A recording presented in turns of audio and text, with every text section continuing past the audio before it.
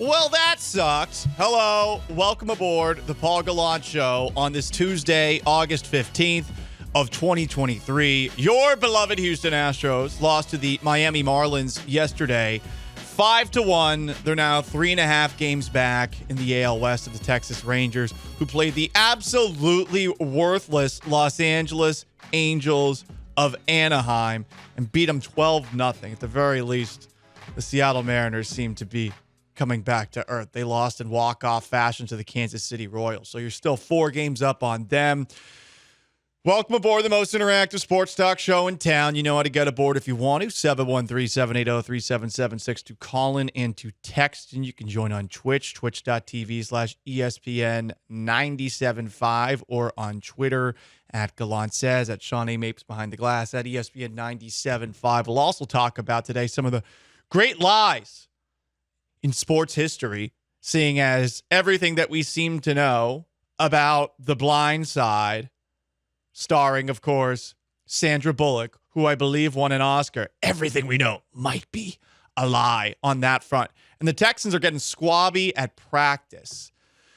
I look at last night's Astros game, and I already saw a couple of people on the Twitch asking if I'm going to bitch and moan about Martin Maldonado being in the lineup. I mean, it's not good that he's getting defensive errors in addition to not hitting.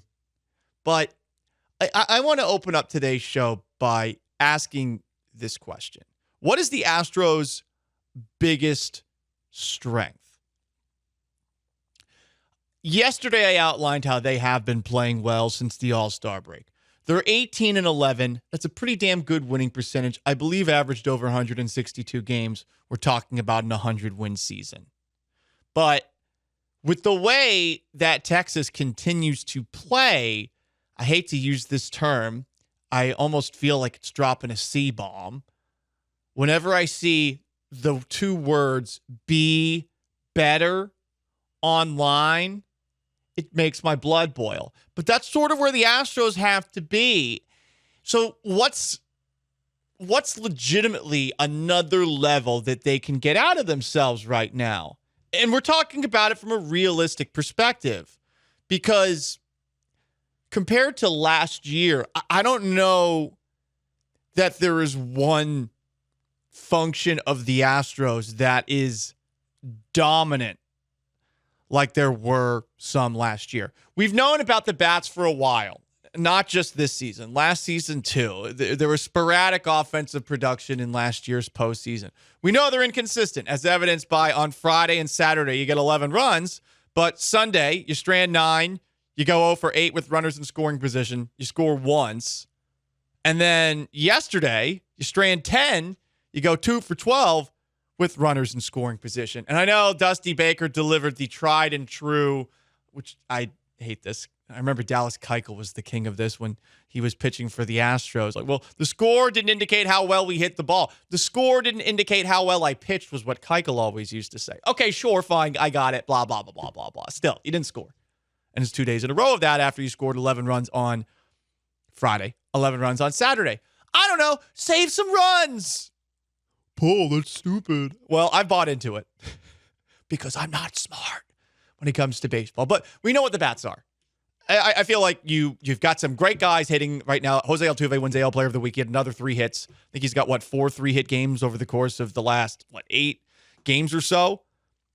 But, okay, well, what after the lineup, which we're not going to call the strength of the Astros, is the strength? Because I think compared to last year, the pitching is definitely not where it was. The bullpen, you just heard Hector Neris giving up a home run coming into the segment. Do you trust anyone in that bullpen implicitly right now? And do you feel like it has the potential to be what it was last postseason? So let's just go through all the names. Over the last month, Brian Abreu's been the most reliable guy. Hector Neris currently has the best ERA, but he just gave up that home run right after Fromber had given up a couple of home runs. You'd think, maybe be a slightly more effective fire extinguisher. Phil Maton was awesome at one point. His elbow got hit. Who knows how long he's going to be out? And he's struggled of late before that elbow got hit. Ryan Presley is not dominant this year. He was dominant in last season's postseason, but I don't know. Is this the pitch clock? Whatever it is, he's not what he was last year.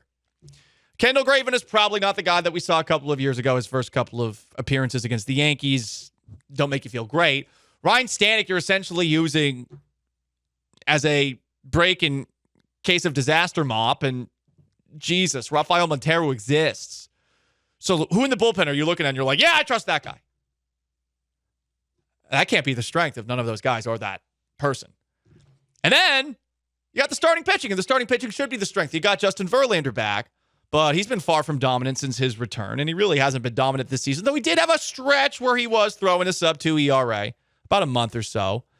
Framber's been a mess since the All-Star break, if you exclude the no-hitter.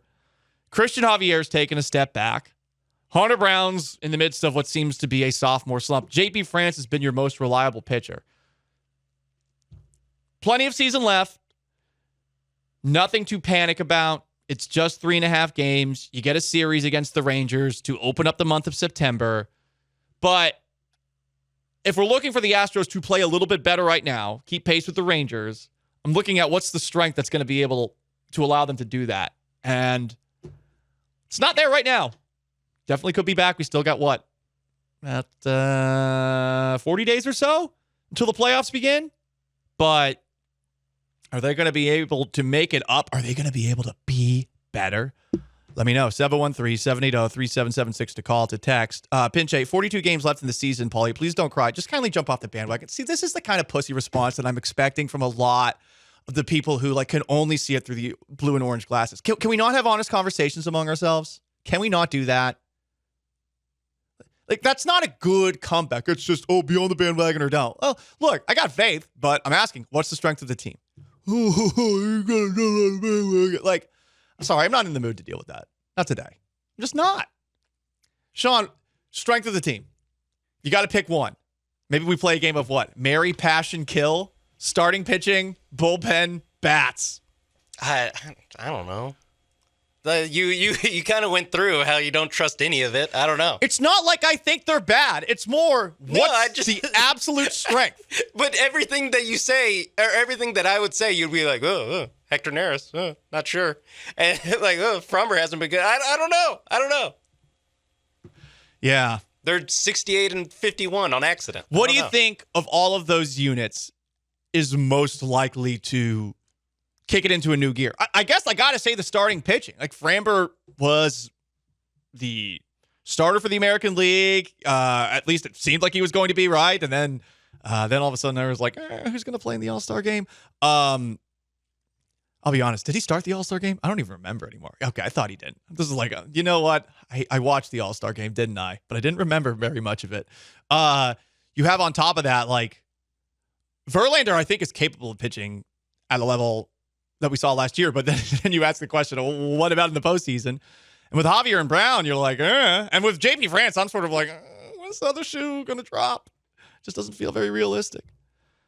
So that's where I'm at. The Astros are third in MLB in team ERA. Isn't that crazy? So pitching. Because their pitching is good. It really is. But then you look at all these guys and you're like, do I 100% trust anyone right now? And you can't say that. And obviously, that doesn't mean you're bad. There's plenty of teams in baseball that have zero pitching. It's more that they've been underachieving from that perspective this year. They got to kick it in gear if they want to catch the Rangers. Because if that's what you're playing for the rest of this season, obviously, it doesn't ultimately matter in the grand scheme of things. This is a team that I think could still win a World Series if they have to go about it the wild card route. But it's going to make it a little bit more difficult. And it's going to tax your pitching a little bit more. And you got to wonder about the bats. Jose Altuve, AL Player of the Week. That was cool. He did give that jersey to that kid yesterday. That was neat. You see Vanessa tweet that out? That was fun. 4 hits shy of 2,000 after 3 for 4 last night.